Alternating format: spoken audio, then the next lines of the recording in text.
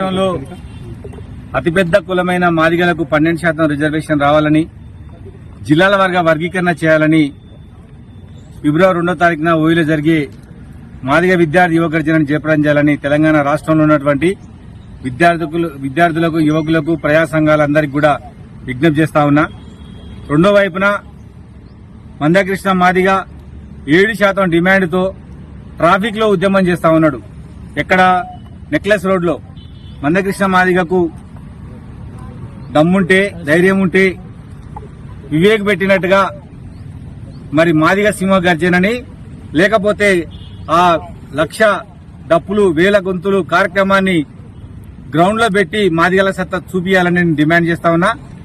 Traffic లో ఉద్యమం పెట్టి అది మాదిగల జనాభాగా చిత్రీకరిస్తే ఇంటెలిజెన్స్ రిపోర్ట్ పోతుందని కూడా ఈ సందర్భంగా తెలియజేస్తున్నా.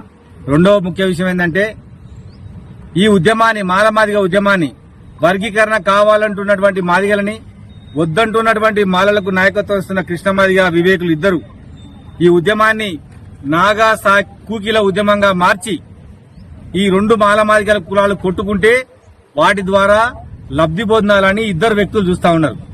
నిజానికి కృష్ణ మాదిగ సీఎం రేవంత్ రెడ్డితో ఉండి వర్గీకరణ సాధించుకోవాల్సి ఉండే. సుప్రీంకోర్టు తీర్పు ద్వారా వచ్చినటువంటి తీర్పుని బీజేపీకి ఆపాదిస్తా ఉన్నాడు. ఆయనకు వచ్చినటువంటి పద్మశ్రీ అవార్డు కమలం పార్టీ ఇచ్చినటువంటి అవార్డు, అది కమలం అవార్డు. మాదిగ జాతి ప్రయోజనాలు ముఖ్యమనుకుంటే ఇంతవరకు ఏ నాయకుడు కూడా ప్రభుత్వంతో కొట్లాడి ప్రభుత్వం వ్యతిరేకంగా నిలబడే నాయకుడు ఉంటాడు కానీ ప్రభుత్వం దగ్గర అవార్డు తీసుకునే నాయకుడు ఉన్నాడు. దాన్ని తిరస్కరించాలి. అట్లనే వీళ్ళిద్దరు కుట్ర చేసి దీన్ని నాగా కూకి ఉద్యమంగా మార్చి రాష్ట్రంలో శాంతి భద్రత సమస్యను సృష్టించి వర్గీకరణను ఇప్పుడు చేయకుండా కుట్ర చేస్తా ఉన్నారు ఇద్దరు వ్యక్తులు, ఇద్దరు నాయకులు. వాళ్ళకు విజ్ఞప్తి చేస్తా ఉన్నా, మీరు ఎన్ని కొట్లాటాలు చేసినా మాదిగలు శాంతియుతంగా ఉంటారు. అదేవిధంగా రేవంత్ రెడ్డి గారి నాయకత్వంలో ఖచ్చితంగా వర్గీకరణ జరుగుద్దని కూడా ఈ సందర్భంగా తెలియజేస్తున్నా. వర్గీకరణ జరగొద్దని వివేక్ ఉంది, వర్గీకరణ ఇప్పుడు జరగొద్దని కృష్ణ మాదిగ ఉంది. ఎందుకంటే వచ్చే ఎన్నికల్లో మొత్తం మాదిగ జాతిని బీజేపీకి ఓట్లు వేయించి కిషన్ రెడ్డిని ముఖ్యమంత్రి చేసి బీజేపీ అధికారం తెచ్చి కృష్ణ మాదిగ వర్గీకరణ అప్పుడు తీసుకోవాలన్నా తప్ప ఇప్పటికే వర్గీకరణ రావాలని లేదు.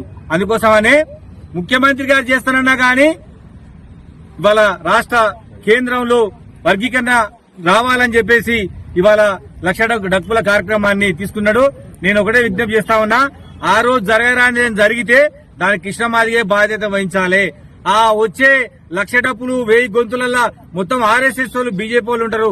వాళ్ళు ఖచ్చితంగా సెక్రటరీ ముట్టడిస్తారు. కాబట్టి ఆ ట్యాంక్ బండ్ లో జనాలు పడి ఏదన్నా అయితే దానికి ఆ పిలిపించిన వాళ్ళ బాధ్యత వహించాల్సి ఉంటుందని ఈ సందర్భంగా తెలియజేస్తూ, ఈ ఇద్దరు నాయకుల స్వార్థపరంతో ఇవాళ మాదిగల మధ్య వైషమ్యాలు పెరిగినాయని, ఏనాడు మాదిగ జాతిని మాట్లాడినటువంటి మాలలు ఇవాళ కృష్ణ మాదిగ చేపట్టి మాదిగల మీద మాట్లాడతాను కూడా ఈ సందర్భంగా తెలియజేస్తున్నా.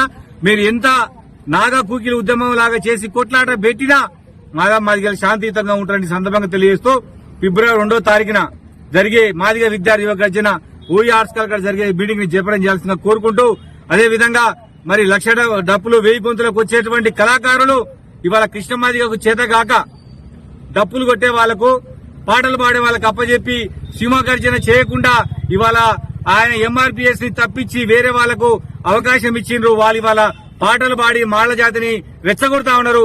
ఇటువంటి వైఖరికి సరి అని చెప్తా ఉన్నా. విమలక్క, పృథ్వీరాజ్ ఒకటే విజ్ఞప్తి, ఇవాళ మీరు మాదిగ జాతికి మద్దతు తెలపాల్సిన సందర్భం ఏమీ లేదు. మీరు మాలలను పోయి కన్విన్స్ చేయాలి. మాదిగ జాతిని మాల జాతిని ఒప్పియాల్సిందిగా బీసీ సోదరులకు, మేధావులకు, ప్రొఫెసర్లందరూ కూడా విజ్ఞప్తి చేస్తా ఉన్నా.